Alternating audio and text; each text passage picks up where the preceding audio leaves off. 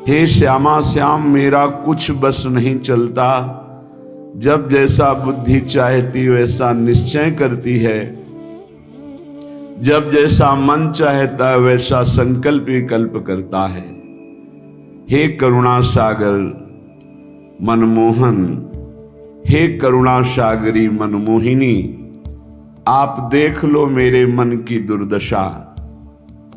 मान बड़ाई ईर्षा हर्ष शोक दुखदाय, चतुर शिरोमणि मेरी लाडली, मुको इनसे ले वो बचाए।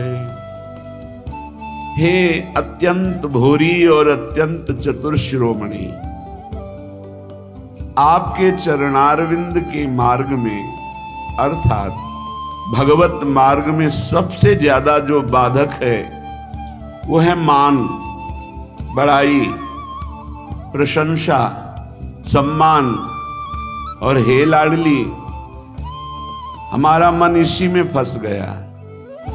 मान सम्मान प्रिय लगने लगा, बड़ाई प्रतिष्ठा कीर्ति अच्छी लगने लगी, इसीलिए हर्ष और शोक, मान और अपमान, दुख और सुख, इन द्वंद्वों में मैं फंस गया। हे मेरी स्वामिनी, अगर कोई बचा सकता है तो सिर्फ आप बचा सकती हो, क्योंकि मान प्रतिष्ठा ये ऐसा मीठा जहर है कि इसे कोई छोड़ना नहीं चाहता, और बिना इसको त्यागे भगवत प्राप्ति या तत्वबोध हो ही नहीं सकता। जिसकी दृष्टि में गौरव अर्थात मान घोर रौरवम, प्रतिष्ठा सुक्री विष्ठा, सम्मानम विष के समान, सम्मानम कल्याति घोर गरलम, वो इस मार्ग में आगे बढ़ता है। मेरी लाडली, मेरे मन बुद्धि तो मान सम्मान में गौरव करते हैं, दुख सुख हर्ष शोक द्वंद्वों में फंसे हुए हैं। हे मेरी लाडली, इसमें हमारा साधन बल काम नहीं करेगा, आपकी कृपा से ही हम इससे निकल सकते हैं। संग दोष व्यापे घने, कासो कहो पुकार, श्यामा प्यारी तुम बिना मेरो सुनो सब संसार। प्रियाजू, शास्त्रों में वर्णन किया गया है कि जो साधक जित संग दोषा होता है वही भगवत प्राप्ति करता है। पर हमारे ऊपर तो छोटे छोटे विषयों के संग का प्रभाव, व्यक्तियों के संग का प्रभाव, धनादि का प्रभाव, तो संग दोष से हम युक्त हो गए हैं। लाडली जी, मेरा कोई संसार में नहीं है कि मुझे सहयोग दे सके। श्यामा प्यारी, किससे पुकार करके कहूं कि हमारे हृदय में संग दोष जागृत हो चुका है, हमारे हृदय में मान प्रतिष्ठा अच्छी लगने लगी है, हमारे हृदय में दुख सुख हर्ष शोक का प्रभाव पड़ रहा है। लाडली, आप ही केवल हमारी तरफ करुणा दृष्टि से देखो तो ये दूर हो जाए। कोई दूसरा इस संसार में आपके सिवा हमारा नहीं है। मैं जान्यो कछु सूरज है, दिन प्रति उर्झो जाए, मैं मेरे बस हूं नहीं, श्यामा जो कहूं सुनाए। हम आपसे साफ बात कह रहे हैं श्यामा जी। मैंने समझा कि साधन पथ में चलने पर मैं सुलझ जाऊंगा, सुधर जाऊंगा, लेकिन स्वामिनी जी यहां तो और उलझ गया। तन छाड़े मन गहीर है, दोनों ही दुख होए। तन से विषय भोग छोड़ा, मन उनको पकड़े हुए है। लाडली, सुलझा दो, आप ही सुलझा सकती हो, दूसरा कोई नहीं। मैंने समझा मैं सूरज रहा हूं, लेकिन दिन का दिन छूटवे के जतन विशेष बांधे जाओगे। तो लाडली, अब आप ही छोड़ दो इस माया के बंधन से, इस मैं मोर तय तोर के बंधन से आप हमें छुड़ा लो। मन बुद्धि ये थिर नहीं, हिये भरी भंगार, श्री श्यामा करुणा भरी, दृष्टि नेक निहार। बहुत कूड़ा भरा है हृदय में स्वामिनी जी। ये अंतःकरण चतुष्टय, बुद्धि का निश्चय होना चाहिए, प्रिया प्रीतम के सिवा हमारा कोई नहीं। मन का संकल्प विकल्प प्रिया प्रीतम की सेवा, जगत की सेवा, और चित्त का निरंतर भगवदाकार चिंतन, अहम का पूर्ण दासत्व में समर्पण, ये सब कुछ नहीं, बड़ा कूड़ा करकट भरा हुआ है। कोई भी सत्कार्य होते उसमें अहंकार उदय हो जाता, मैंने किया। बुद्धि का निश्चय है, जगत में, भोगों में, रुपया में, प्रतिष्ठा में सुख है। मन नाना प्रकार की भोग वासनाओं का संकल्प करता रहता, तो बड़ा कूड़ा करकट अंतःकरण में जमा है। हे मेरी श्यामा प्यारी, आप करुणा दृष्टि से देख लो तो आपकी दृष्टि मात्र से मन बुद्धि सुधर जाएंगे। श्यामा प्यारी लाडली, तुम जानती हो सबके भाव, मेरे तो तुम एक हो।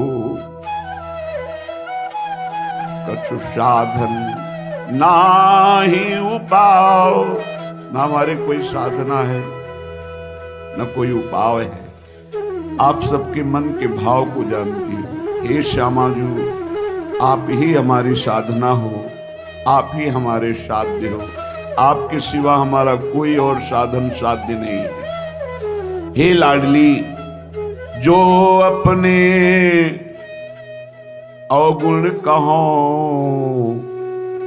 पाऊं और न छोड़, पर अंतर की तुम जानो सबे, मेरी श्यामा कहो निहोर।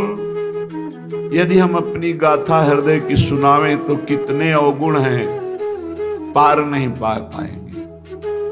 बस एक बात हृदय में देख पा रहे हैं कि वो स्वीकार करता है कि हमारी माई श्यामा जी को राज। हे श्यामा जी, आपके सिवा और किसी का आश्रय नहीं है, इसलिए आपसे ही निहोरा है कि आप ही हमारे हृदय को पावन कर दो, अपने प्रेम के योग्य कर दो, निर्विकार कर दो। राधा प्यारी मेरी स्वामिनी, निज सहचरी समुदाय, अली माधुरी आपके चरण परी बिललाए। हे समस्त सहचरियों, आपके मध्य में विराजमान जो श्यामा श्याम हैं, सहचरी सहित समस्त वृंदावन के परिकर को, प्रिया प्रीतम को हृदय से बार बार वंदना करते हुए विलख कर हम केवल इनके चरणों का आश्रय लेते हैं। अब आप देख लो, आपको संभालना है, इसे निर्भरा भक्ति कहते हैं।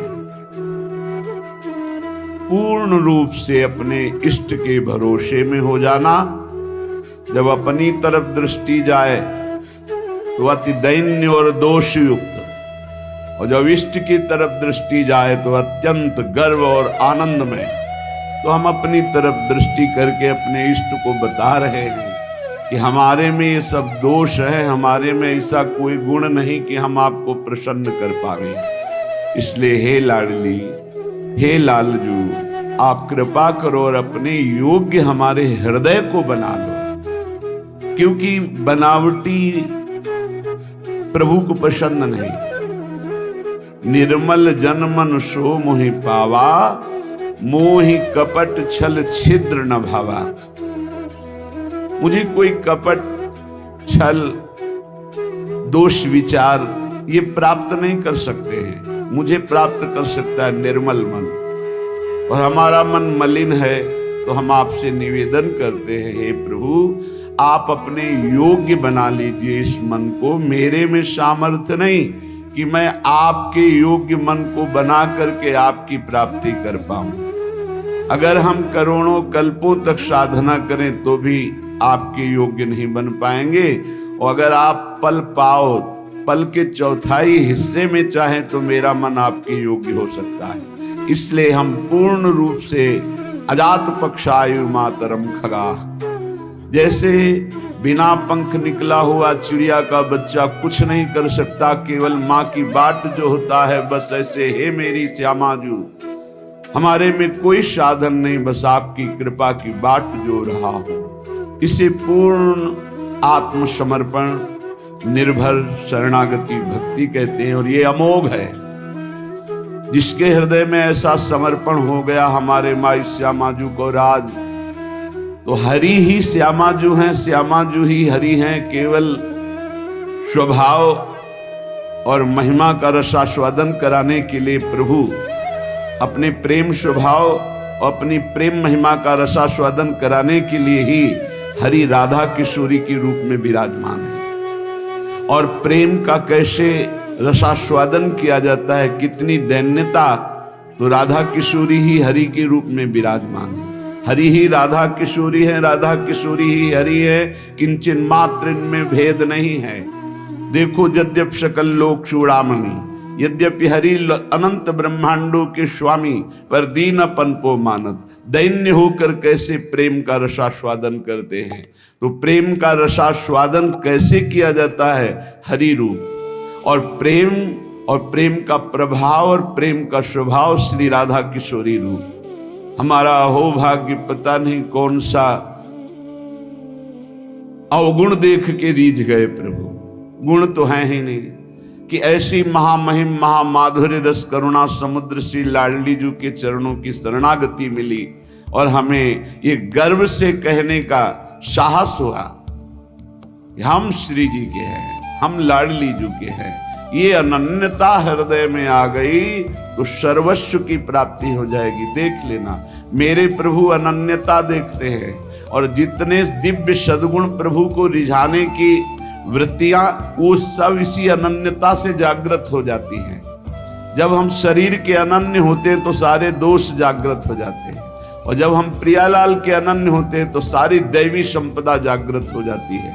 इसमें साधन बल नहीं, इसमें अनन्यता, इसमें प्रियता, इसमें ममता, और वो ममता प्रियता अनन्यता धाम प्रदान करता है। जब हम धाम के आश्रित होते हैं तो रजरानी की कृपा और रसिकों की कृपा मिलती है। जो श्री जी के अनन्य हैं, उन्हीं की कृपा से हमारे हृदय में यत्किंचित अनन्यता जागृत होती है। अनन्यता ही साधना की परम सिद्धि है। अनन्यता ही परमार्थ की वो सुदृढ़ भूमि है जिसपे दिव्य लीलाओं का रसास्वादन होता है। अनन्यता ही जीवन मुक्तता है, अन्य ही जीवन बंधन है। वो धन्य है जो अपने इष्ट के गुरुदेव के अनन्य हो गए, जिनके हृदय में ऐसी दृढ़ता आ गई कि बने तो रघुबर ते बने, बिगड़े तो भरपूर, तुलसी और अंते बने, ता बनबे पे धूर। ये अनन्यता, हमारे इष्ट हमें जैसे रखे हम राजी हैं। हम राजी हैं जिसमें हमारे इष्ट राजी हैं। इष्ट जैसा जैसा विधान करते, चाहे वो दुखद हो चाहे सुखद हो, हम कभी कोई प्रश्न उनसे नहीं करेंगे, और हम प्रसन्न रहेंगे उनके विधान को मानकर। ये अनन्य भक्त की हृदय की स्थिति होती है। श्रीपाद प्रबोधानंद जी महाराज श्री वृंदावन धाम के अनन्य महापुरुष हैं, जिनको तत्वबोध है और प्रियालाल के प्रेम में उन्मत्त रहते हैं। वो कहते हैं, कलिंद सुतयायुतम प्रणय माधुरी धारया, प्रबद्ध सुख चंद्रिका जलधि फुल्लवल्ली द्रुमम, कपोत शुक शारिका पिक मयूर कालंकृतम, भ्रमद भ्रमर झंकृतम जयति धाम वृंदावनम। प्रेम रस की धारा यहां बहती रहती है वृंदावन में। अब निज धर्म आपनो कहत, तहां नित्य वृंदावन रहत, बहत प्रेम सागर जहां। बोले प्रणय माधुरी की रस धारा यहां प्रवाहित होती है। जैसे समुद्र के तट पर रहने वाले को शंका बनी रहती है, कभी भी ज्वार भाटा आए और तटस्थ भूमि को तोड़ करके वो डुबो दे।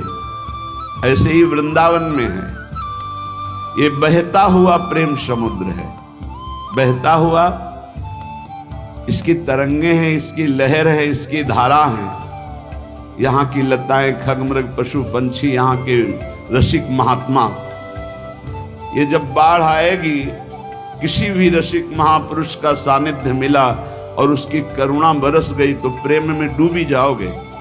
यहाँ पक्का प्रेम में डूब जाओगे, अंतिम क्षण तक डूब जाओगे। अगर अभी कुछ नहीं बन पा रहा और आप धाम के आमरण व्रतधारी हैं कि मेरा शरीर छूटे तो वृंदावन में छूटे, तो अंतिम समय तक किसी न किसी सखी की नजर पड़ेगी और आपको प्रियालाल के प्रेम में डुबो देगी, क्योंकि करुणा का मूर्तिमान स्वरूप सहचर्या है। इसलिए धाम प्रेम धाम कहा गया है। यहाँ प्रेम समुद्र बहता हुआ है, यद्यपि समुद्र स्थिर होता है, पर यहाँ कह रहे बहत प्रेम सागर जहाँ, क्योंकि प्रेम स्थिर नहीं है, प्रतिक्षण वर्धमानम, बढ़ता ही रहता है। प्रेम जैसे चंद्र कला बढ़ता है, पर चंद्रमा में पूर्णिमा होती, प्रेम में कभी पूर्णिमा नहीं होती, सदैव बढ़ता रहता है, नवम नवम नवम प्रतिक्षण वर्धमानम। इसलिए बहता हुआ प्रेम समुद्र वृंदावन धाम है और इसकी तरंगे हैं यहाँ की लता, रजरानी, खगमृग, पशु पंछी और यहाँ के रसिक जन।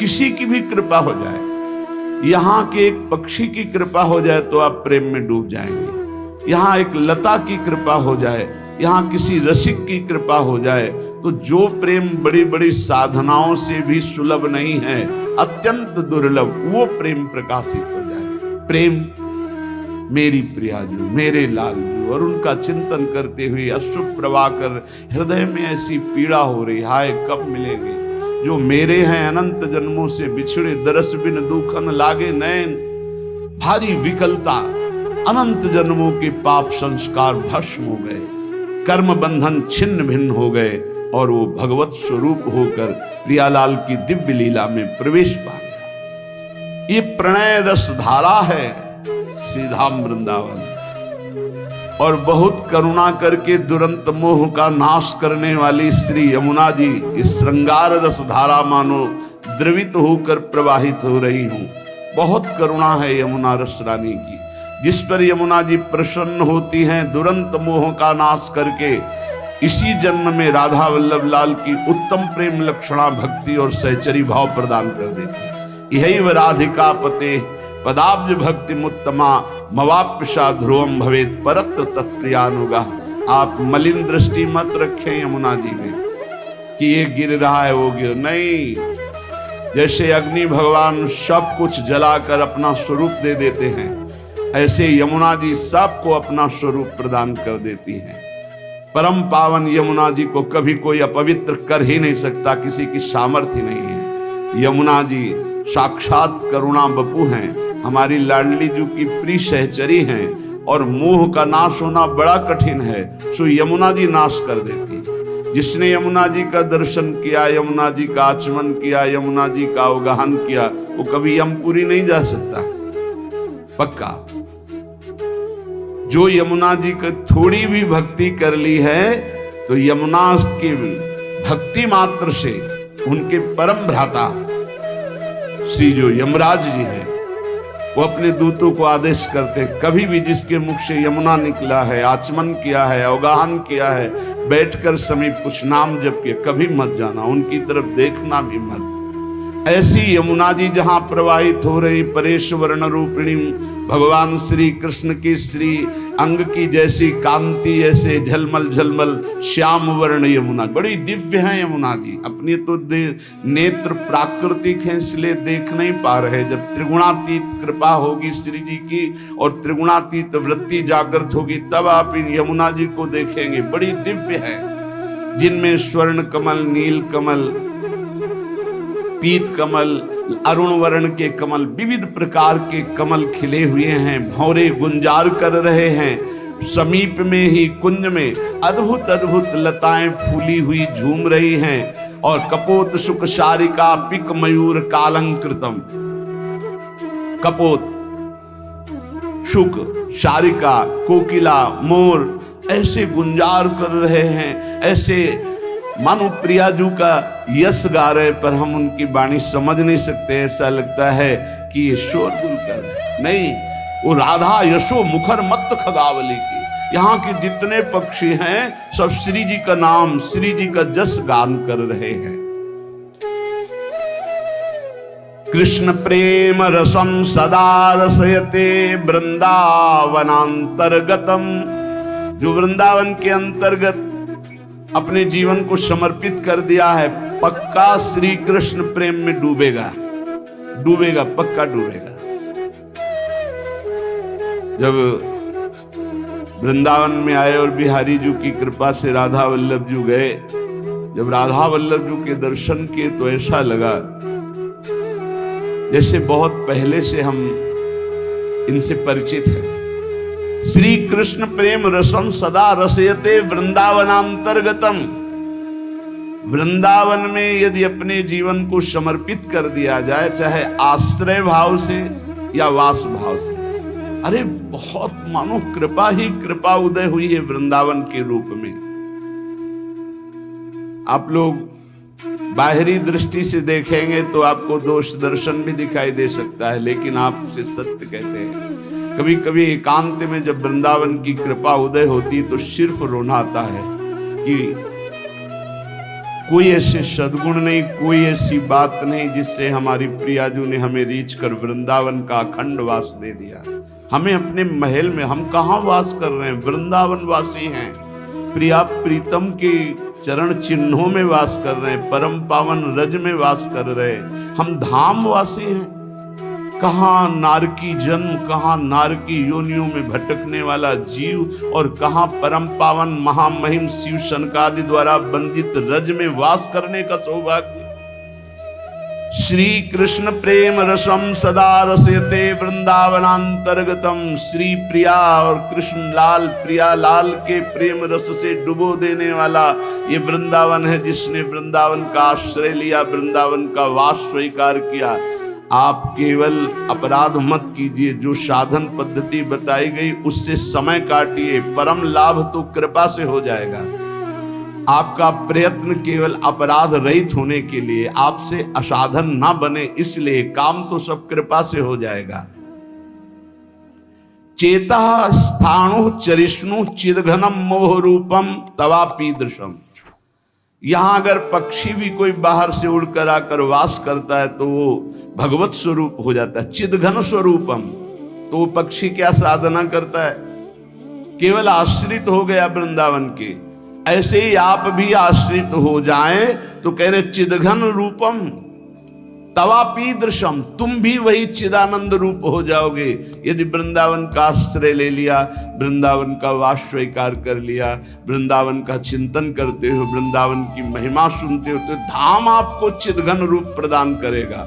चेता स्थाणु चरिष्णु, यहाँ के चैतन्य और जड़ सब चिदानंद रूप हो जाएंगे। अभी हैं, आप देख नहीं पा रहे, लेकिन अंत तो गत्वा आप भी चिदानंद रूप हो जाएंगे यदि वृंदावन का आश्रय और वास स्वीकार किया। एवं चे नहीं भाति तद गुरु मुखान श्रुत्वा सदा चिंतय। यहां वृंदावन में सदगुरु का वर्ण करो तो तुम भी ब्रजवासी हो जाओगे।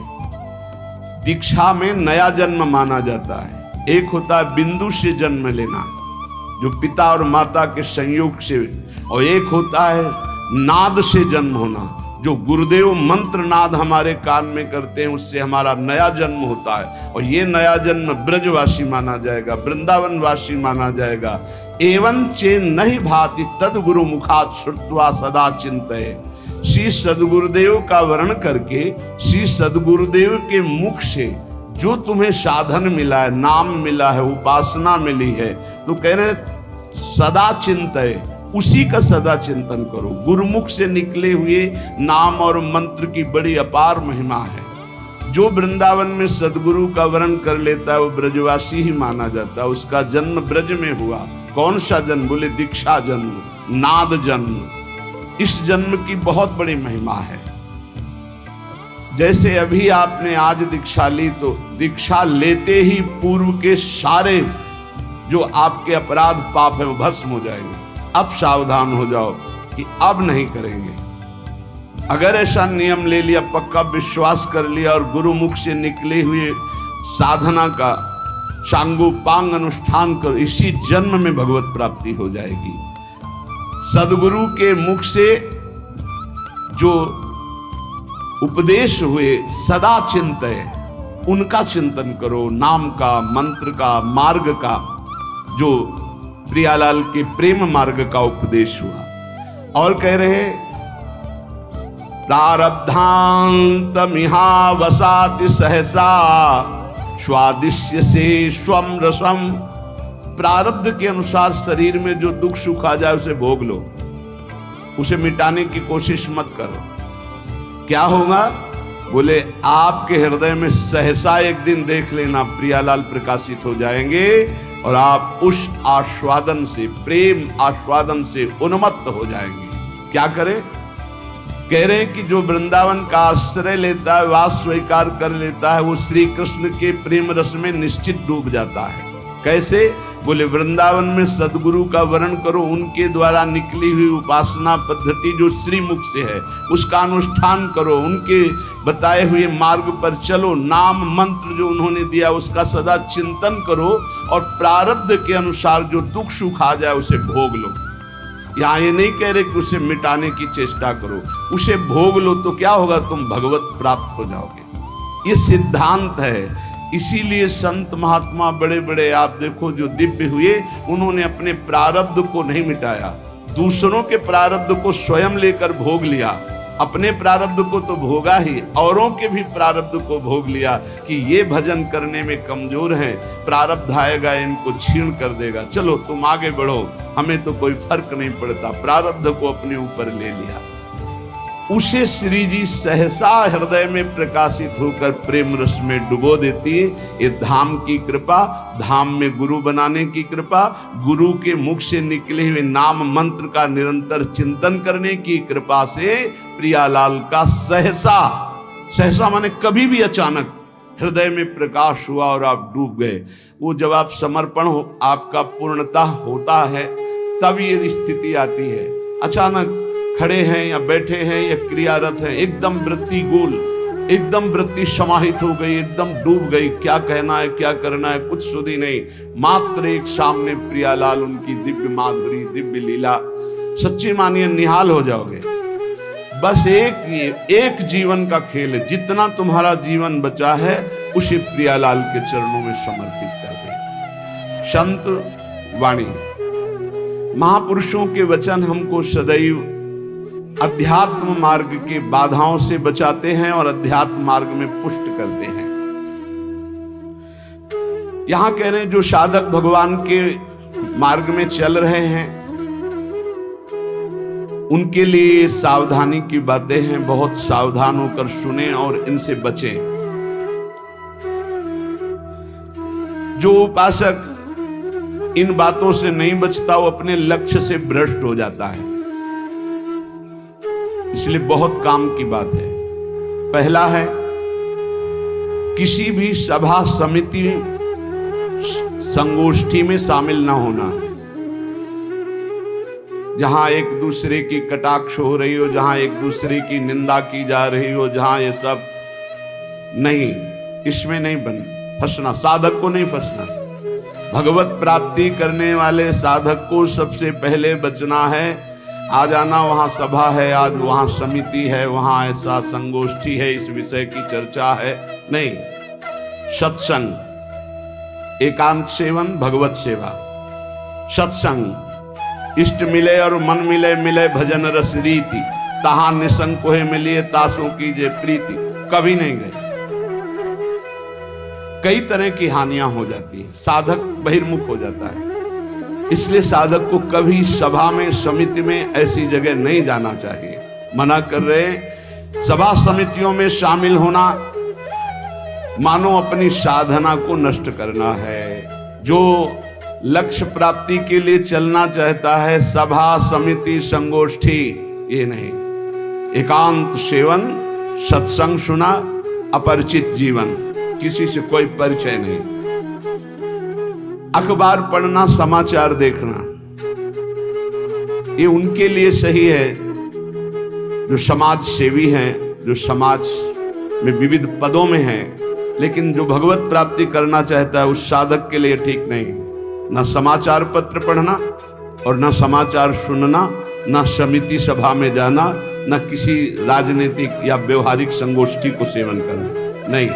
हम सबके हृदय में विराजमान उस परमात्म तत्व को जागृत करने के विषय में बोलते हैं। सबका हृदय मंदिर बने और सबके हृदय रूपी मंदिर में भगवान का प्रादुर्भाव, केवल उसकी चर्चा होती है। जिस प्रभाव से अनंत जन्मों से हम भटक रहे हैं, उस माया की मलिनता का नाश करके सच्चिदानंद प्रभु में स्थित होने की चर्चा होती है। बहुत चर्चाएं हो रही हैं, कम से कम एक चर्चा तो पकड़ो जिससे तुम्हारे हृदय मंदिर के पट खुले और तुम्हें साक्षात्कार हो जाए भगवान का। जब तक हृदय मंदिर में भगवान प्रकाशित नहीं होंगे तब तक कुछ काम बनने वाला नहीं। तो सत्संग हृदय मंदिर के पट खोलता है, सत्संग ज्ञान चक्षु खोलता है, प्रेम नेत्र खोलता है। सभा समितियों में जाना, पक्ष विपक्ष की वार्ता करना, समाचार पत्र पढ़ना, समाचार देखना, इस साधक को छोड़ देना चाहिए। दूसरा, कोई भी मनुष्य तुम्हारे जीवन में विशेष अधिकार प्राप्त न कर पावे। कोई भी पूरी सृष्टि में विशेष अधिकार, अरे वो अपने हैं, तो फिर श्यामा श्याम तुम्हारे कैसे रहे? श्यामा श्याम तो तभी अपने माने जाएंगे जब कोई और अपना ना हो। मेरे तो गिरधर गोपाल दूसरो न कोई, सिद्ध महान प्रेम रस में डूबी हुई मीरा जी के वचन। मेरे तो गिरधर गोपाल दूसरो न कोई। गोस्वामी तुलसीदास जी, एक भरोसो, एक बल, एक आस विश्वास, एक राम घनश्याम हित चातक तुलसीदास। किसी भी मनुष्य से विशेषता पूर्वक आपका संबंध ना होने पावे, स्थान विशेष में आसक्ति ना होने पावे, वस्तु विशेष में स्वाद ना आने पावे। भगवत प्राप्ति करना है तो दूसरी बात सावधानी पूर्वक, कोई हमारा विशेष नहीं, कोई खास नहीं, कोई वस्तु व्यक्ति स्थान कोई विशेष हमारे नहीं। जहां राखो तहां रहो, मान सुख रास है। जहां मेरे स्वामी जैसे रख रहे हैं वैसे रह रहा हूं। मेरा नहीं, मेरे स्वामी कहे जब चाहे तब हटा दे, जब चाहे तब रख ले, उनकी बात है। वस्तु जैसा चाहा वैसा भेज दिया, वैसा हम उसका सेवन कर रहे हैं। हमारे लिए कोई खास वस्तु नहीं, मेरे स्वामी ने भेजा इसलिए बात है। तीसरी, मठ या आश्रम की स्थापना करके उसके विषय में चिंतन करना और धन आदि की चाह करना, ये साधक भगवत प्राप्ति से भ्रष्ट होने की वृत्ति है। ये सिद्धों का कार्य है, साधकों का नहीं। मठ आदि की स्थापना करना ये सिद्धों का कार्य, आचार्यों का कार्य है। आश्रम आदि की निर्माण वृत्ति करके फिर उसके संचालन के विषय में चिंतन करना, फिर रुपया पैसा इकट्ठा करना, और जब मर गए तो बाद में जो 4 शिष्य हैं आपस में झगड़ा करना, मुकदमाबाजी शुरू होना। बचो इससे। जैसे बने बनाए मंदिर हैं, बने बनाए जगह हैं, हमको वास मिल रहा है, वास कर रहे, हटा दिए जाएंगे, फिर फुटपाथ में बैठ जाएंगे, पर हमारा कोई चिंतन चुरा ले, ऐसा नहीं। हम ऐसा कुछ नहीं करेंगे जिससे हमारा चिंतन बंटवारा हो जाए। मेरे प्रभु हैं, वो थे, वो रहेंगे। उनके एक निमिष मात्र से अनंत ब्रह्मांडों का सृजन हो जाता है। वो जहां रखेंगे जैसे रखेंगे, जहां राखो तहां रहो, मान सुख रास है। उपासक किसको बैठा ले? स्थान विशेष में आ सकती नहीं, व्यक्ति विशेष में आ सकते नहीं, वस्तु विशेष में आ सकते नहीं। हमारे लिए न कोई वस्तु विशेष है, न स्थान विशेष है, न व्यक्ति विशेष है। मठ और आश्रम आदि की स्थापना करके उसके चिंतन में डुबोना, अपने मन को मानो दुर्गति का मार्ग चयन कर लेना। थोड़ा सा कड़वा लगेगा ये बात, हम कह रहे हैं सिद्धों का कार्य, साधकों का नहीं। साधकों को नहीं फंसना चाहिए। अगर साधक फंसेगा तो नष्ट हो जाएगा, पक्का, इसमें कोई संशय नहीं। वाल्मीकि रामायण में एक प्रसंग आता है कि एक ब्राह्मण देवता भिक्षा याटन के लिए निकले हुए थे, कई दिन के भूखे थे, भिक्षा मिली नहीं, तो रास्ते में कुत्ता आराम से पड़ा था, 3-4 लाठी उसकी खोपड़ी में मारी, फूट गई खोपड़ी। उस समय राजाधिराज चक्रवर्ती महाराज अनंत कोटि ब्रह्मांडों के स्वामी भगवान श्री राम सिंहासन पर विराजमान थे। दरवाजे से आवाज मारी, सेवक ने कहा एक कुत्ता अपनी प्रार्थना करना चाहता है। भगवान ने बुलाया, बोलो। बोले मैं आराम से मार्ग में पड़ा था प्रभु, क्या मार्ग के साइड में पड़े रहना अपराध है? मैं कुत्ता हूं तो इसलिए मेरा इतना भी अधिकार नहीं कि मैं रास्ते के साइड में पड़ा रहूं। नहीं हुआ क्या, एक ब्राह्मण ने हमारे 4-5 लाठी मारी, खोपड़ी फूट गई। आप बताओ क्या मेरा दोष क्या था? मैंने भूखा भी नहीं, मैंने उसको कुछ छेड़ा भी नहीं, फिर क्यों मारा? बोले हमारे दरबार में ब्राह्मण को तो दंड दिया नहीं जाता।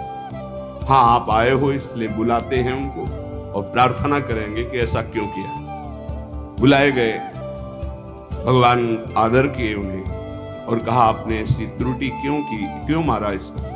बोले 3-4 दिन से भिक्षा नहीं मिल रही थी, आराम से सो रहा था, मैं भूखा टहल रहा हूं, गुस्सा ही हमने मार दिया। अपराध है आपका? हाँ है। कुत्ते से कहा कि मैं तो दंड नहीं दे सकता क्योंकि हमारे दरबार में ब्रह्म ऋषि को दंड नहीं दिया जाता, आप दंड निर्धारित कीजिए, क्या दंड दिया जाए? उनका कलिंजर पर्वत का इनको महंत बना दिया जाए। तो ये दंड है पुरस्कार, जिसको मांगने से भी भिक्षा नहीं मिलती, वो कलिंजर पर्वत के बहुत बड़े आश्रम का महंत बन जाएगा आगे चलकर, तो ये तो पुरस्कार मिला, ये तो दंड थोड़ी। बोले नहीं प्रभु मैं मानते ही हूं, पूर्व का मैं मानते ही हूं, जो कुत्ता बना हूं, ये जब कुत्ता बनेगा ना तब इसको समझ में आएगा, सीधे कुत्ता ना कह करके इसको हमने। अगर साधक ये सिद्धों का खेल है, जो स्वात्मानंद में मगन है वो पूरा साम्राज्य चला सकते हैं, लेकिन जो साधक है अगर इस प्रपंच में फंसा तो मारा जाएगा। जब तक भगवत साक्षात्कार न हो तब तक होश में मठ और आश्रम आदि की स्थापना करके उसके चलाने की चिंता करना, ये सब बिल्कुल परमार्थ से भ्रष्ट कर देने की बात है। चौथा, साधन में आलस्य प्रमाद अपनी दिनचर्या में कभी नहीं होना चाहिए। गुरु प्रसाद से अभी तक, अब आगे भगवान जाने, अगर 102 बुखार भी है और हमारा नियम है 12:30 बजे 1 बजे जगना, तो जगना है, जगना। पैदल आते थे, अब ठीक उसी समय राउंड लगा के अपनी दिनचर्या है, अपनी दिनचर्या में 1 मिनट का फर्क नहीं। अब तो आराम से सो सकते हैं, नहीं आराम कहाँ, जब तक शरीर में श्वास है आराम नहीं। इसको ऐसे रगड़ा जाता है जैसे कंजूस मालिक नौकर से, ऐसे इस शरीर का प्रयोग किया जाता है। एक एक श्वास बचा बचा के भगवान के चरणों में, और खूब मेहनत कराओ इससे। ये किस काम में आएगा? खा खा के अगर वजन बढ़ा रहे हो तो लकड़ी का वजन बढ़ेगा, फूंक दिया जाएगा शरीर, और किस काम में आएगा? ना उठने में सुविधा, ना दिनचर्या में सुविधा। जब शरीर बढ़ जाता है ना, अरे थोड़ा कम खाओ, खूब इसको व्यायाम प्राणायाम, अपनी दिनचर्या मेहनत करो, खूब नाम जप करो, भजन करो, इसके लिए मिला है। बोले साधन में आलस्य नहीं होना चाहिए, अपनी दिनचर्या में प्रमाद नहीं होना चाहिए। किसी भी साधन, दिनचर्या में प्रमाद का मतलब है अपने जीवन को नष्ट करना। ये नींद अच्छा है यार, राधा राधा रटना अच्छा है, हम कहते थोड़ा सो लो। नींद में केवल सुख जो मिलता है वो 5-6 घंटे संसार का चिंतन छूट गया, इस बात का है। तो तुम बैठे बैठे जागृत में यदि ऐसा अभ्यास बना लो, उसे समाधि कहते हैं। न जागृत है, न स्वप्न है, न सुषुप्ति है, भगवदाकार वृत्ति है। इसी के लिए तो हमारा मानव जीवन हुआ है। साधक अपनी साधना में प्रमाद न करे, कभी 3 बजे, कभी 4 बजे, कभी 5:30 बजे, कभी 2 बजे, ऐसी दिनचर्या ने, एक राइट दिनचर्या, 2-4-5 मिनट की बात अलग, पूरे जीवन, आज जीवन एक दिनचर्या चलनी चाहिए साधक की। फिर कर लेंगे प्रमाद, दीर्घ सूत्रता, ये नहीं होना चाहिए। 11 माला कहा है, आज 5 माला हुए, कोई कल 11 और 6, फिर कल जब 11 और 6 पूर्ति कर रहे तो 6 पूरे, 11 फिर आगे कर, धीरे धीरे नियम ही खत्म हो गया, खत्म। हम कभी इस बात से राजी ना हो कि हमारा मन भजन के लिए आगे टालता है। जब हम दीक्षा देते हैं तो इतना जरूर कहते हैं कि 11 माला गुरु मंत्र के अधिक जपो तुम्हारे सौभाग्य का विषय पर। हमारा नियम 11 कम से कम प्रारंभिक स्थिति में, 12 पद कम से कम चतुरासी जी के पूरी पाठ कर जाओ, तुम्हारे अहो भाग्य धन्य भाग। रो रो कर जब नाम पुकारते हैं तब कृपा होती है। पता नहीं कौन सी परिस्थिति ऐसा आ जाए कि लाद कर तुम्हें धाम से बाहर फेंक दिया जाए। हाँ, कोई रोग हो सकता है, कोई घटना घट सकती है, इसलिए सावधान। प्रमाद स्थिति नहीं, दीर्घ सूत्रता नहीं, अपने दिनचर्या में कोई फर्क नहीं पड़ना चाहिए। जिसकी दिनचर्या ठीक नहीं है, पूज्य सद्गुरुदेव भगवान के वचन, साधु की पहचान उसकी दिनचर्या से होती है। जिसकी दिनचर्या राइट टाइम फिक्स चलती है, साधुता ठीक चल रही है। अगर दिनचर्या में व्यवधान, तो तुम्हारे जीवन में व्यवधान है, हटा दो, अपनी दिनचर्या में आओ। दिनचर्या ठीक होनी चाहिए।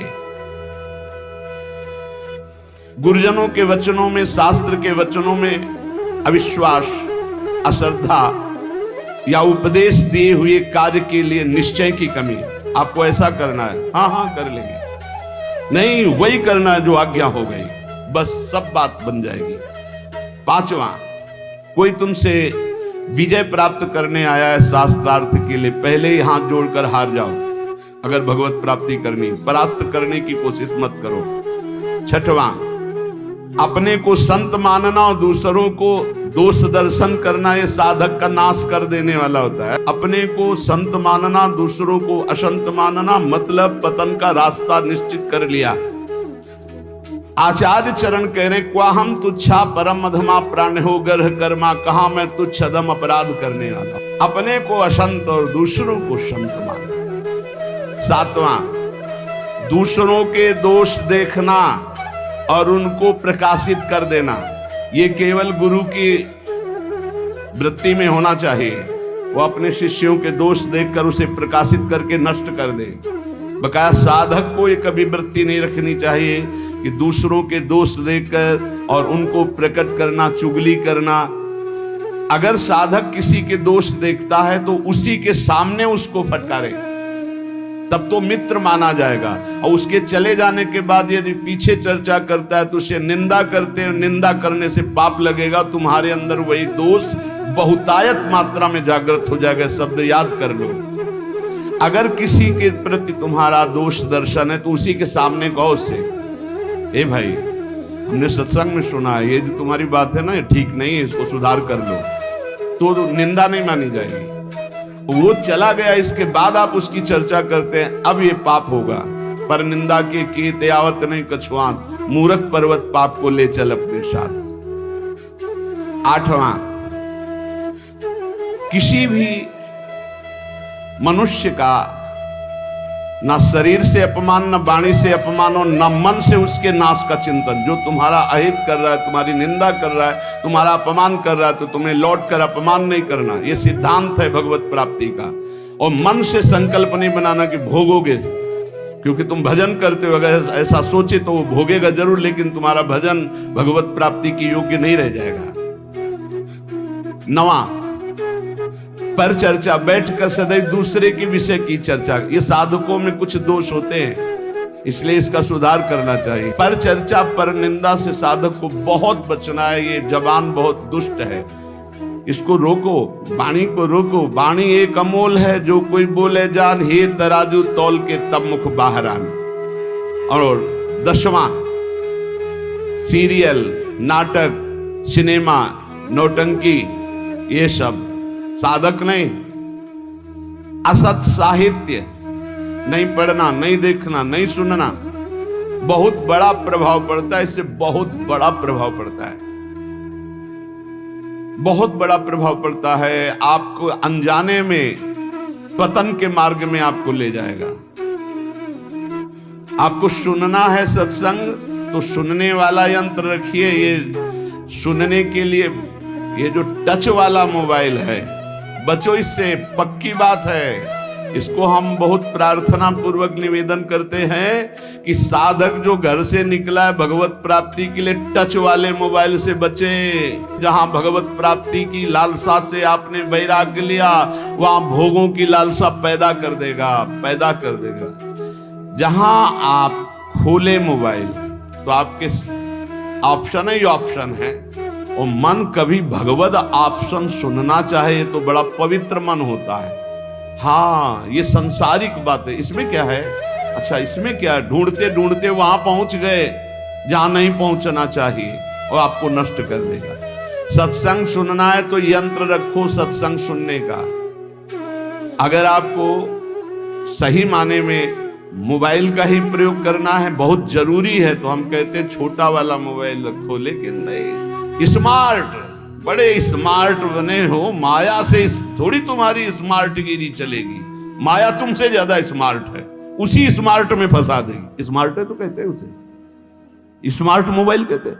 हाँ, तुम्हारी स्मार्टगिरी नहीं चलेगी माया के आगे। वो एक दृश्य दिखाकर, मछली के मैथुन को देखकर सौभरी महात्मा जल में समाधिस्थ रहते थे, साधना भ्रष्ट हो गई।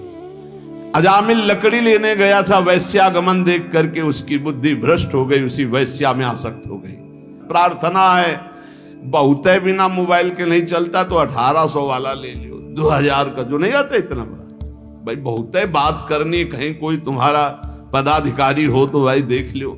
नहीं तो हमें प्रार्थना करनी है साधकों से, स्मार्ट से बचो। बहुत स्मार्ट है वो, तुम्हें फंसा लेगा, भगवत मार्ग से गिरा देगा, पक्का गिरा देगा। मान लो, हम कह रहे हैं, लेकिन कोई नहीं मानने के लिए तैयार है। और किससे बात करनी? श्री जी के लिए स्मार्ट काम नहीं करेगा, वहां फोन बात होगी नहीं, वहां तो राधा नाम काम करेगा। राधा राधा राधा राधा राधा। हाँ, कुछ ऐसी आवश्यकताएं हैं जिनकी जरूरत है, क्योंकि बिना उसके काम नहीं चल सकता। तो हम कह रहे जहां तक हो सके, और अगर किसी को बहुतय की रखना है तो बहुत हिम्मत करो, कसम खा लो कि कभी हम और क्षेत्र में नहीं जाएंगे। बहुत बड़ा क्षेत्र है। आज कोई भी व्यक्ति हमको प्रायः ऐसा नहीं दिखाई देता जिसकी कनपटी में मोबाइल ना लगा हो। भगवान का ये बहुत विचित्र कलयुग, भगवान ने ये यंत्र चलाया है, बहुत विचित्र।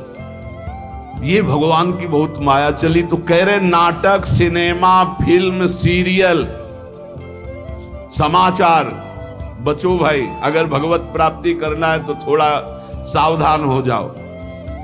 11वां, शास्त्र विरुद्ध कोई भी आचरण ना हो, नहीं तो भय को प्राप्त हो जाओगे। बड़े शेर दिल होकर के भी तुम्हें गुलामी ऐसे की सहनी पड़ेगी जो तुम सोच नहीं सकते। अगर अशास्त्रीय थोड़ा भी कर्म हुआ तो वही तुम्हें रौंद देगा। एक छोटा सा, एक नीच प्रवृत्ति वाला तुम्हारे ऊपर शासन कर लेगा।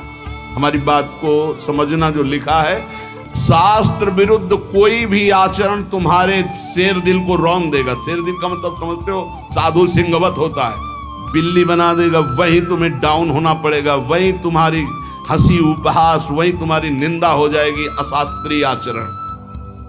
12वां, बड़ों के आने पर खड़े हो जाना चाहिए, नहीं तो प्राण शक्ति कमजोर होती है।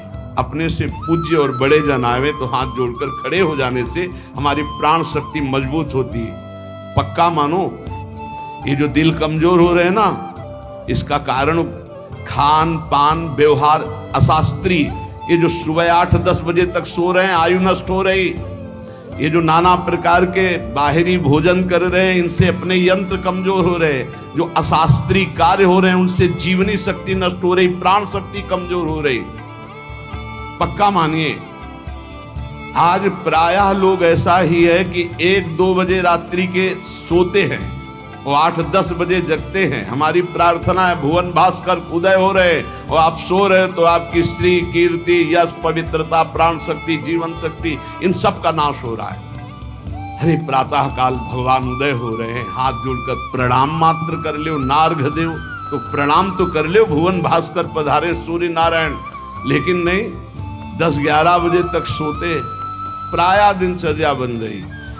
सही माने में 10 बजे सो जाओ, 11, 12, 1, 2, दिन में 1 घंटा विश्राम, जिसको दिन में विश्राम नहीं तो 9 बजे सो जाओ।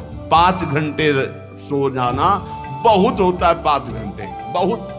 अभ्यास योग युक्तेन, जैसा आप अभ्यास कर लो वैसा। आपने अभ्यास कर लिया 3 घंटे में, तो 24 घंटे में 3 घंटे में काम हो जाएगा। आप अभ्यास कर लो।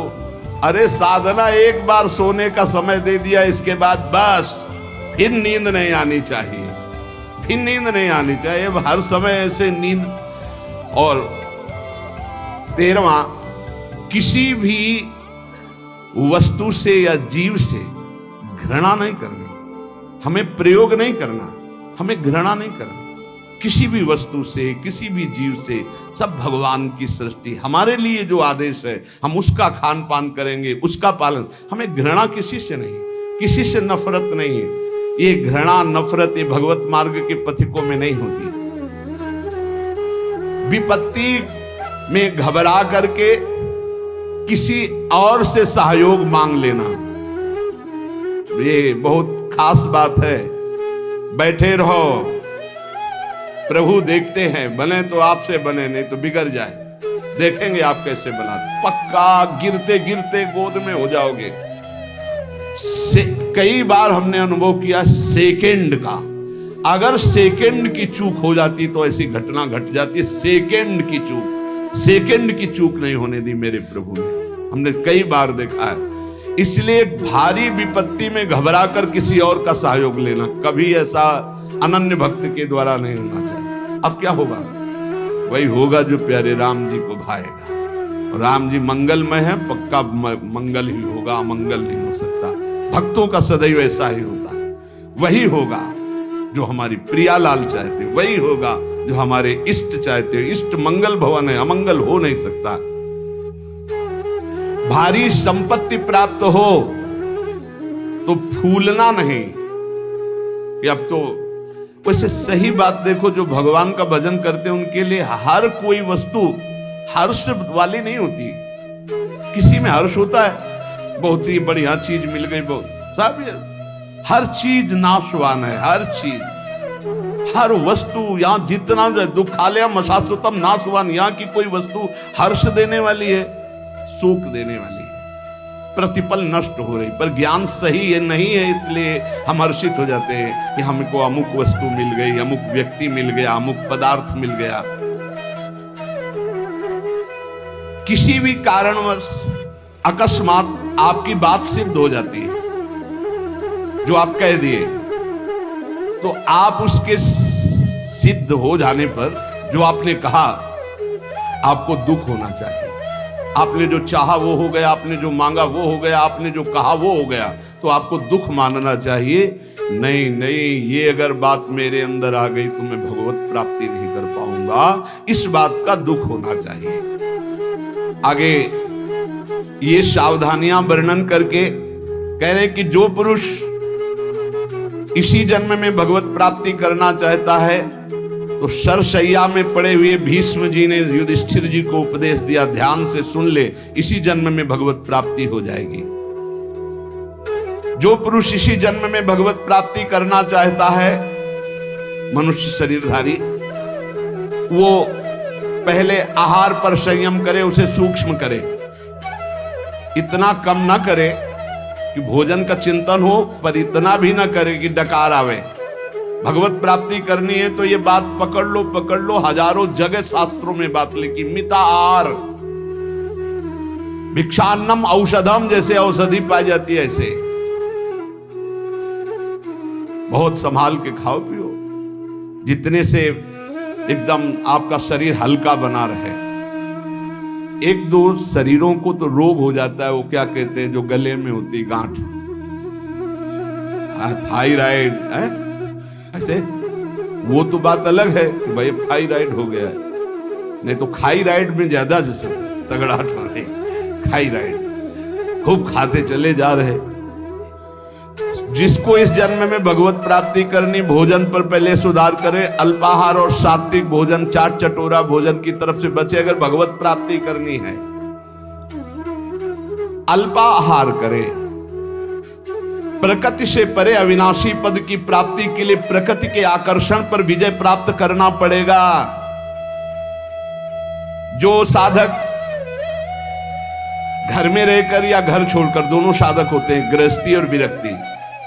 जो घर में रहकर साधना कर रहे हैं उनको चाहिए किसी और का ना खाएं, अपनी मेहनत का कमाया हुआ ही भोजन पावे, चाहे जहां जाए, कहीं किसी और का ना खाएं। 10 रुपए का खाया है 20 दे दो, तुम्हारे को भगवत प्राप्ति करना है। कभी ऐसा नहीं कि रास्ते में भंडारा बट रहा है, हलवा बट रहा है, दबा के पा लिया, चलो यार कम से कम बचे तो 100-200 रुपए। नहीं बचे, नहीं, जिसके लिए आए थे वो सब ले गया। वो गृहस्थ आदमी को अगर किसी का पानी भी पियो तो 5 रुपया उसको दे दो, 2 रुपया दे दो, नहीं रुपया दे दिया, वहां 2-4 दोना पत्तल उठा करके आसपास से कुछ सेवा कर दो।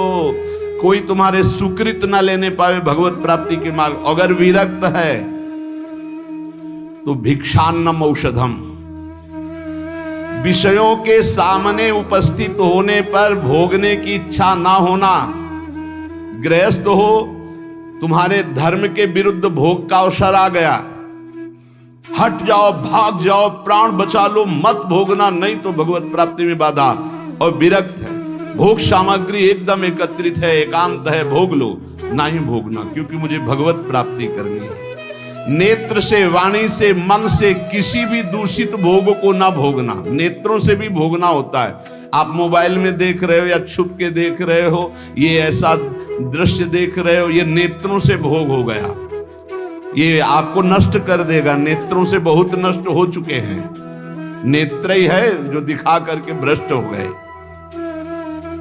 किसी के सामने ना तो एकांत में, नेत्र से भोग भोगना, वाणी से, मन से बिल्कुल दूषित वार्ता करना, दूषित संकल्प करना, दूषित दृश्य देखना है, भगवत प्राप्ति करना है तो चाहे गृहस्थ हो चाहे विरक्त, बचो इससे। किसी भी प्राणी से अतिवाद करना, बहुत बातें करना, मित्रता बना लेना, वैर कर लेना, ये सब भगवत प्राप्ति के मार्ग में ये भीष्म पितामह जी उपदेश कर रहे हैं। किसी के सामने अभिमान भरा वचन बोलना, अभिमान भरी क्रिया करना, अभिमान भरी चेष्टा करना, जैसे अभिमान हो जाता है। अहंकार भरी बात, अहंकार भरी क्रिया, अहंकार भरी कोई चेष्टा ना करे। यदि तुम्हें कोई क्रोध दिला रहा है तो तुम क्रोध ना करके मीठे वचन से ही उत्तर दो। जब किसी के यहां भिक्षा मांगने जाओ तो वो तुम्हें आदर दे तो उस घर में मत बैठना। भीष्म पितामह जी का है ये उपदेश। यदि तुम्हें किसी कोई निमंत्रण दे तो कभी मत जाना। भगवत प्राप्ति करना है ये विरक्त के लिए। अगर तुम्हें कोई आओ आज महाराज हमारे घर पाइए, कदापि मत पाना, निमंत्रण में कदापि मत पाना, ये भीष्म पितामह जी मना कर रहे हैं। और जब भिक्षा मांगने जाओ तो बहुत घरों से मत मांगो, कुछ नियम रखो, 4 घर 5 घर, मिले तो मिले, नहीं उपवास। अब ये नहीं कि पूरे गांव में टहली आए, नहीं, 5 घर 7 घर ऐसे नियम रखे जाते हैं कि हम सिर्फ 5 घरों में जाएंगे, मिले ना मिले। ये नहीं कि पूरे गांव में टहली आएगी, जब तक भरपेट के दोनों टाइम के लिए ना मिल जाए तो हम 50 घर मांग ली। ये भिक्षान नहीं, भिक्षान 5 घर या 7 घर, आवाज लगाई नहीं मिला तो उपवास कर गए। निमंत्रण पाए हुए घर में कभी भिक्षा ना पाने जाए, ये भगवत है कोई रहस्य।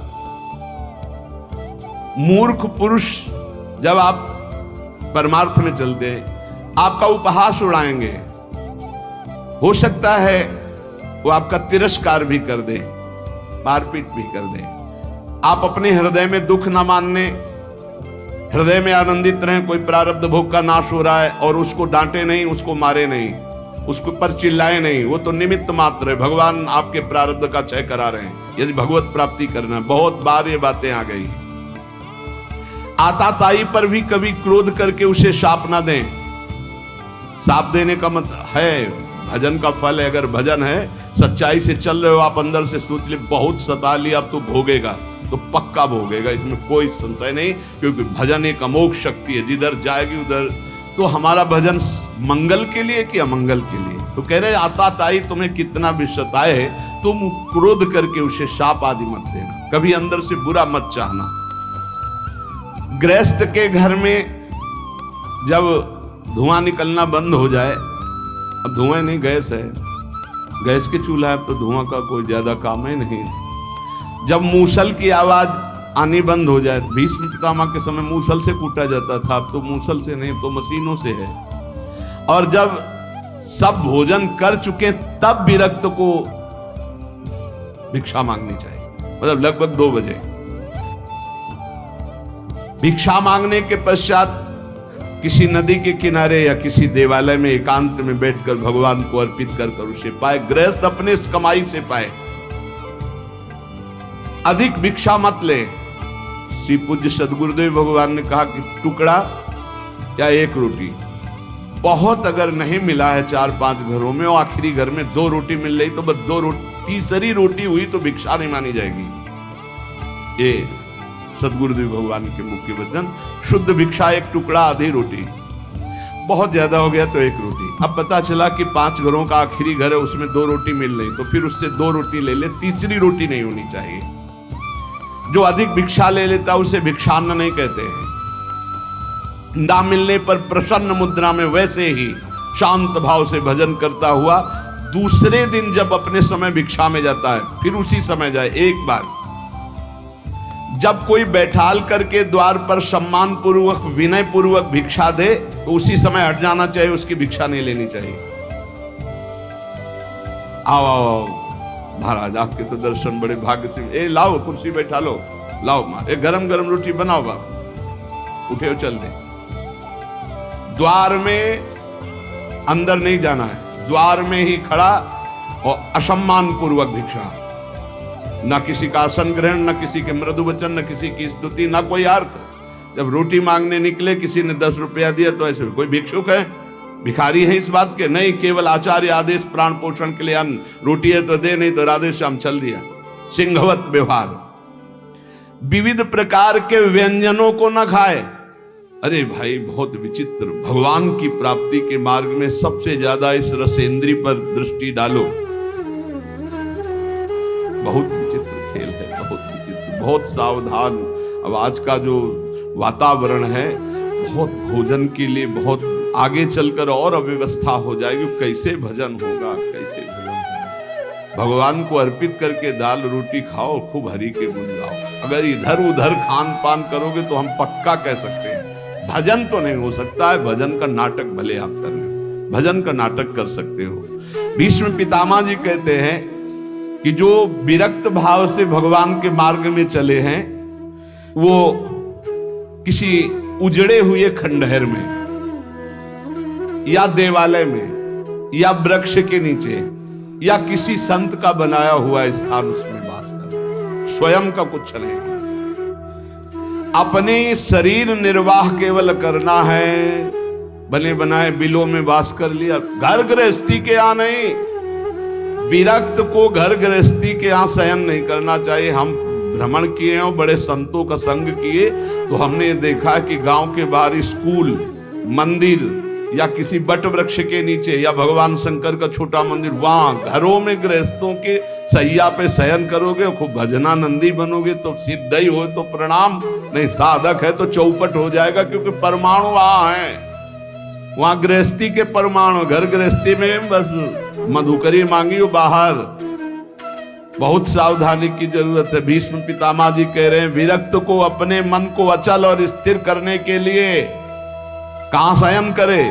वृक्ष के नीचे, उजड़े हुए खंडहर, देवालय, ऐसे बाहर, या किसी संत का जहां साधु समागम। किसी भी गृहस्थ के घर में विरक्त को शयन का अधिकार। बाहर बहुत ही ऐसी अव्यवस्था है तो स्कूल होते हैं गांव में, या गांव के किनारे कोई न कोई छोटा मोटा मंदिर होता है, लता वृक्ष होते हैं।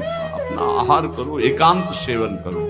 अपने तो करुणा है, धाम में वास मिला हुआ है श्री जी के।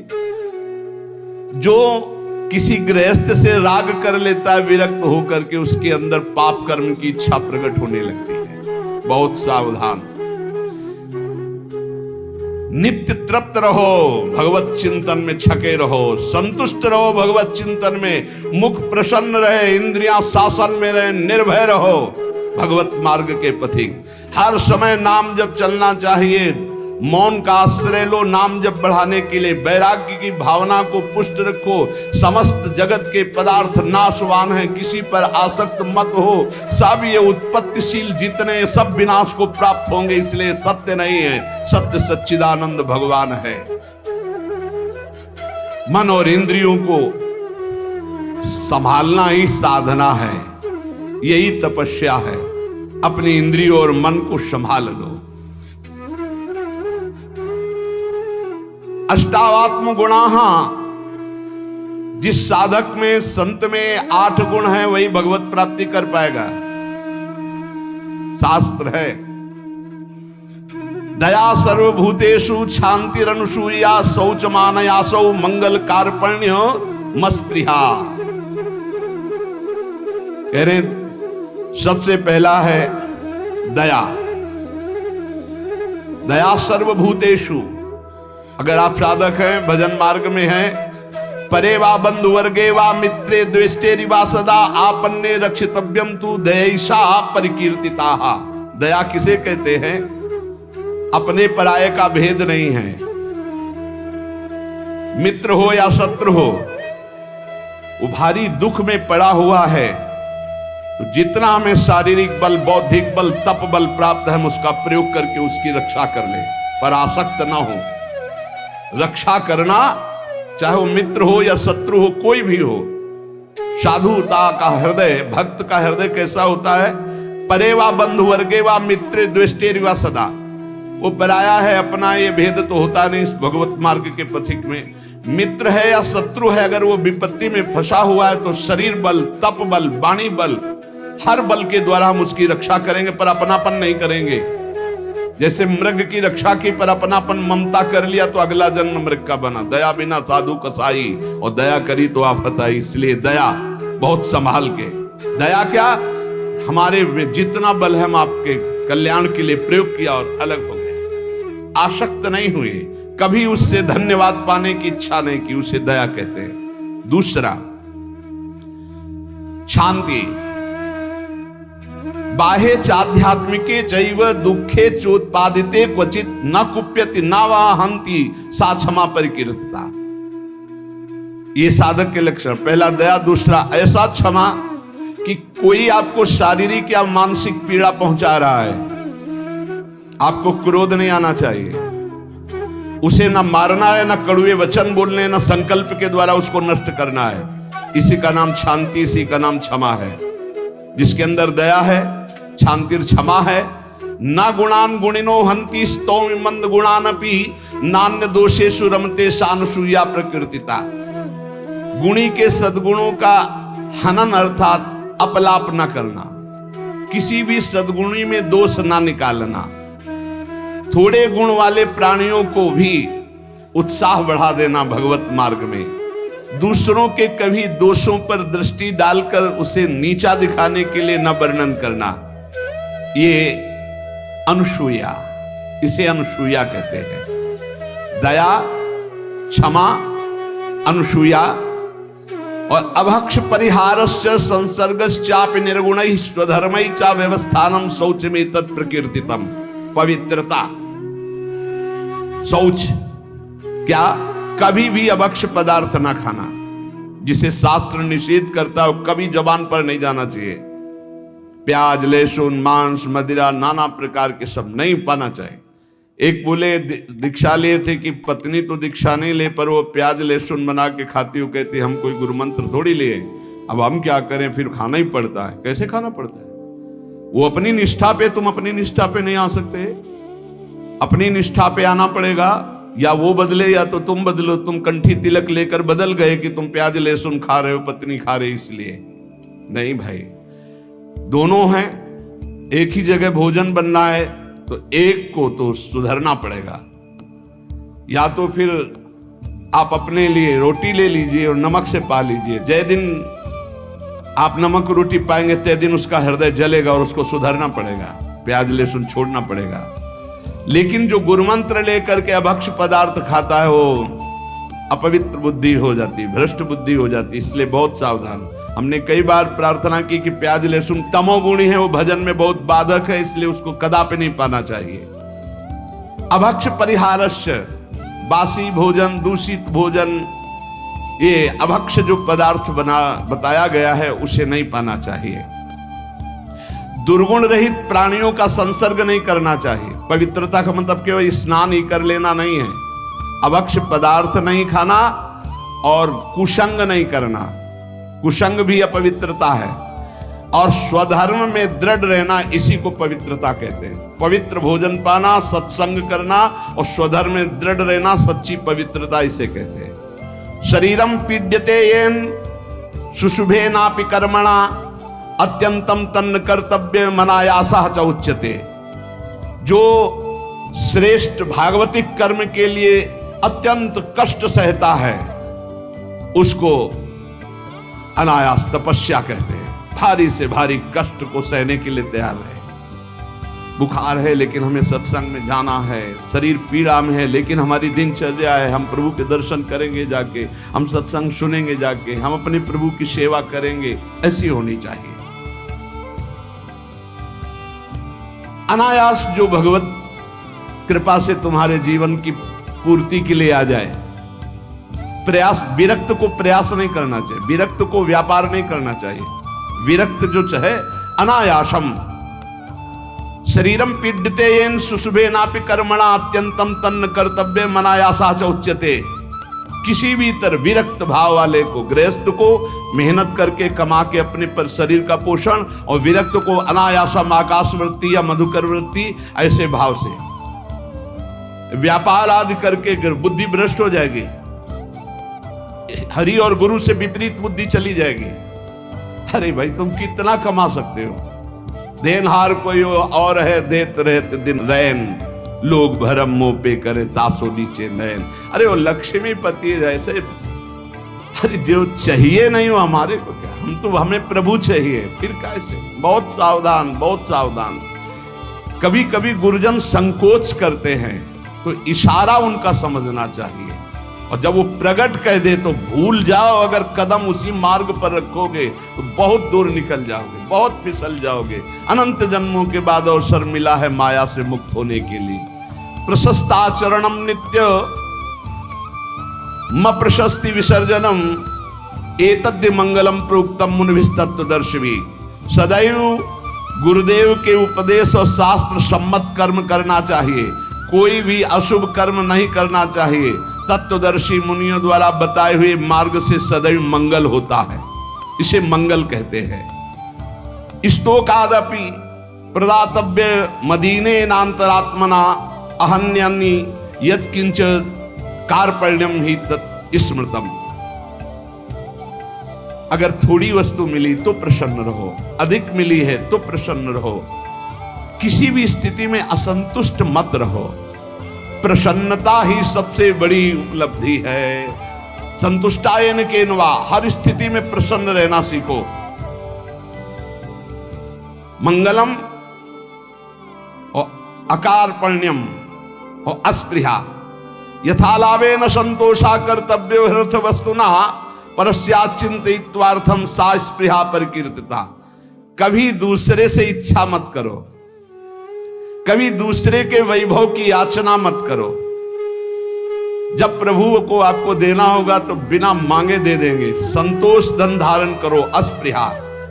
ये जिसमें होते हैं उसे भगवत प्राप्ति होती है। पहला है दया, दूसरा है क्षमा, फिर तीसरा है अनसूया, चौथा है शौच पवित्रता, फिर अनायास जीवन की पूर्ति, और मंगल कार्पण्य और स्पृहा रहे।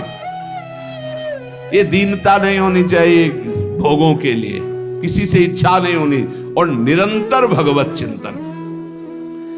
अब कह रहे हैं कि ये 10 बातें भगवत मार्ग के पथिक को त्याग देनी चाहिए। परद्रव्येष्वभिध्यानम, दूसरे के धन का अपहरण करने की वृत्ति, चाहे विरक्त हो चाहे गृहस्थ हो।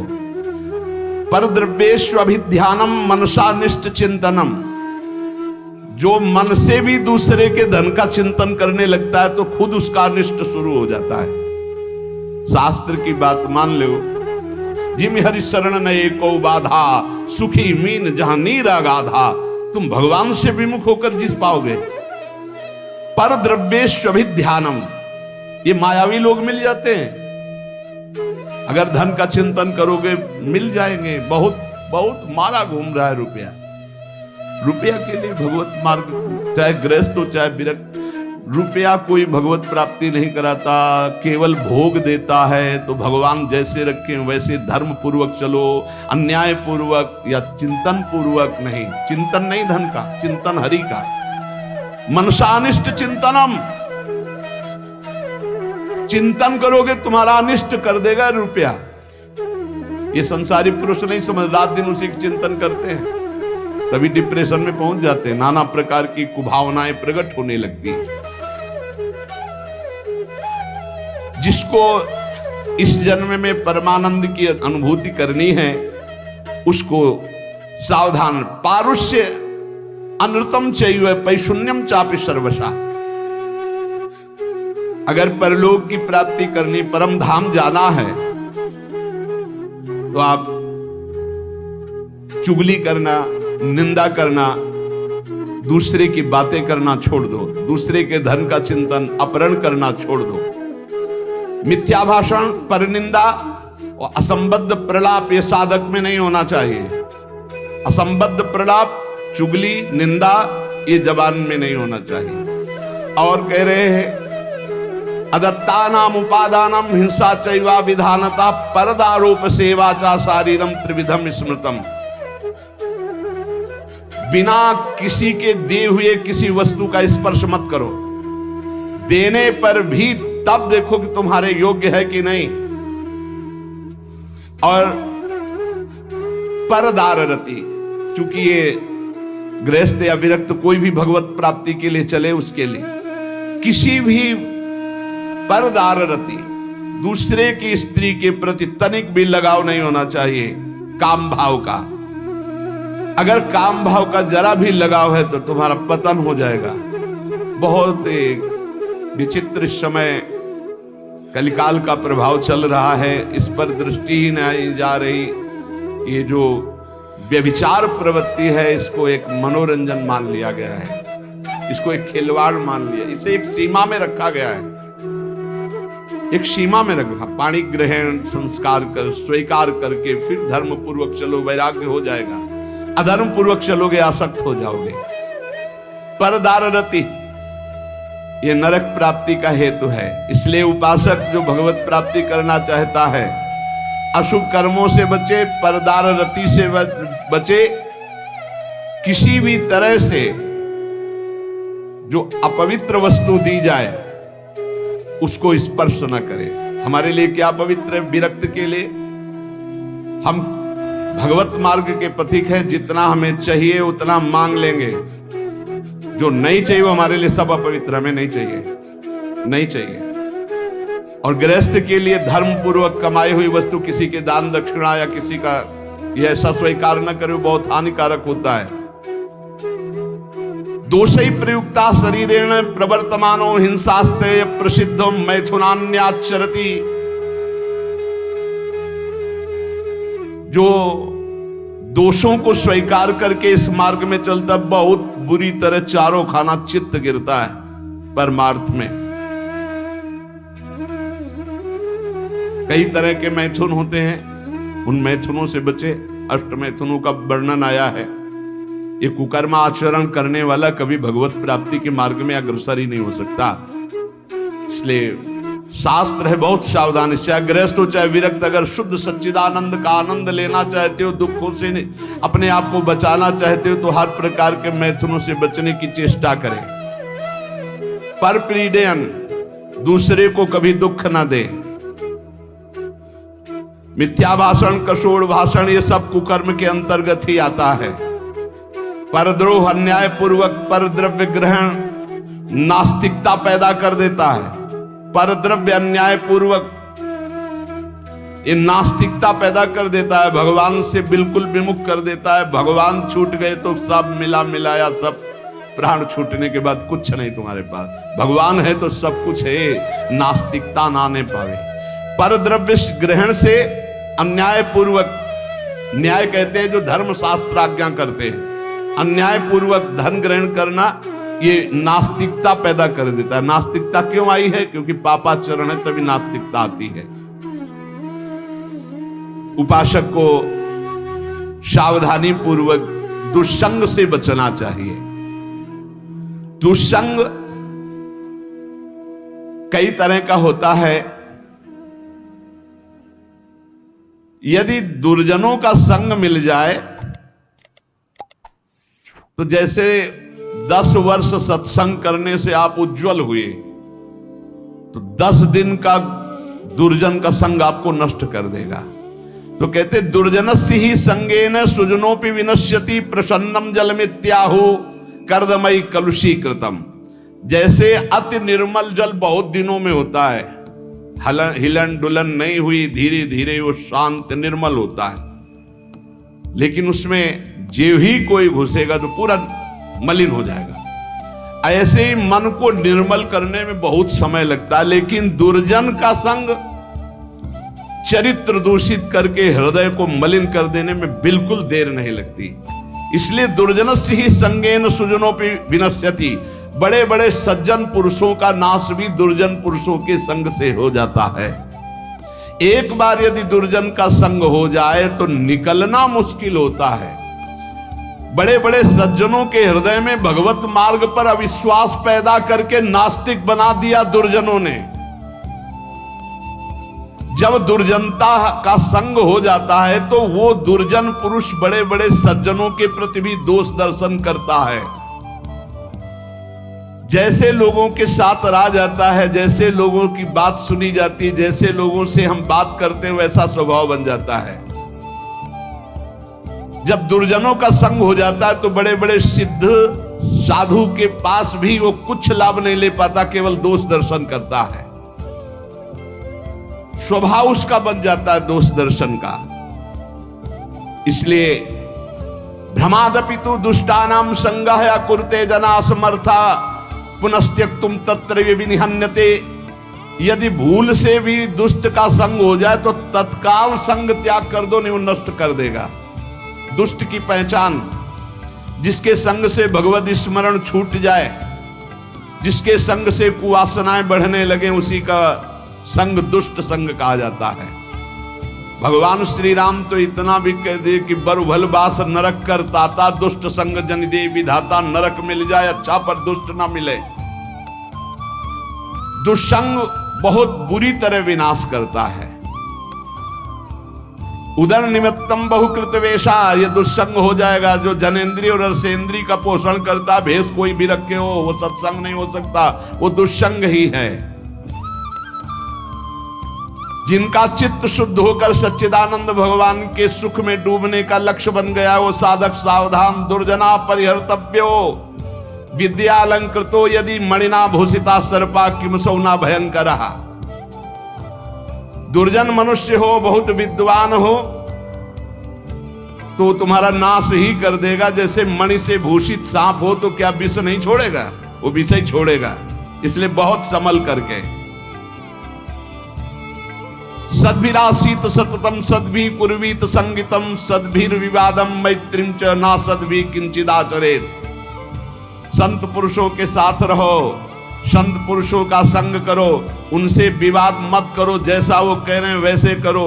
सज्जन पुरुषों के संग से तुम्हारे हृदय में सज्जनता आएगी, और दुर्जनों का संपर्क तुम्हारे हृदय में अश्रद्धा पैदा कर देगा। कैसा?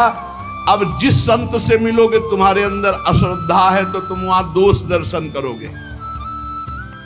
महापुरुषों के समीप रहते हुए भी तुम कुछ नहीं प्राप्त कर पाओगे। जाड्याम धियो हरति सिंचन्ति वाचम सत्यम मनोन्नतिम दिशति पापमपा करोति चेता प्रसादयति दिक्षु तनोति कीर्तिम सत्संगति कथम किम न करोति पुंसाम। जब सत्संग मिलता है तो हृदय का कूड़ा करकट दूर हो जाता है, काम क्रोध ये नष्ट हो जाते हैं, बुद्धि विवेकवान होकर भगवान की तरफ बढ़ती है। और जब कुसंग मिलता है तो ऐसी संशयमय बुद्धि हो जाती है कि बड़े बड़े संत महात्माओं के समीप जाकर के भी वो दुर्लभ लाभ ना लेकर वो दोष दर्शन करता रहता है। समीप में दूर दूर से आकर लोग उनके दर्शन और उनके वचन सुनकर अपना परम कल्याण कर लेते हैं, लेकिन दुर्जन स्वभाव वाला, दुर्जन संग करने वाला उनके समीप रहकर उनकी निंदा करता है, उनके दोष दर्शन करता है, उनसे लाभ नहीं ले पाता है। अनेकों बार बड़े महापुरुषों का संग प्राप्त होने पर भी वो अगम्य रहते हैं, वो उनका लाभ नहीं ले पाते। इसीलिए देवर्षि नारद जी ने बताया कि साधु संग अगम्य है। साधु के समीप रहना, साधु के समीप जाना, अगर आपके अंदर दुष्टता है, दुष्ट स्वभाव है, तो आप उसका लाभ नहीं ले पाएंगे। दूर दूर से आकर लोग दर्शन, संभाषण और अपना परिवर्तन कर रहे हो, समीप रहकर दुष्ट स्वभाव होने के कारण, वो साधु में दोष दर्शन करने के कारण लाभ नहीं ले पाते। इसलिए सदैव सत्संग करो, दुर्जनों का संग त्याग करो, नाम जप करो और रसेंद्री को संभाल के रखो और लेने में बहुत सावधान रहो। किसी से कुछ लेने में सावधान रहो, वो ऐसा पाप की कमाई ना हो जो तुम्हारी बुद्धि भ्रष्ट करके भगवान से विमुख कर दे। चाहे गृहस्थ हो चाहे विरक्त, अन्याय पूर्वक जीवन नहीं होना चाहिए, धर्म पूर्वक जीवन होना चाहिए। इसी जन्म में भगवत प्राप्ति करें। जो सत्संग सुने उसका मनन करें, मनन करके आचरण में उतारे, तभी लाभ मिल पाएगा। शेष चर्चा आगे। श्री राधा वल्लभ लाल की।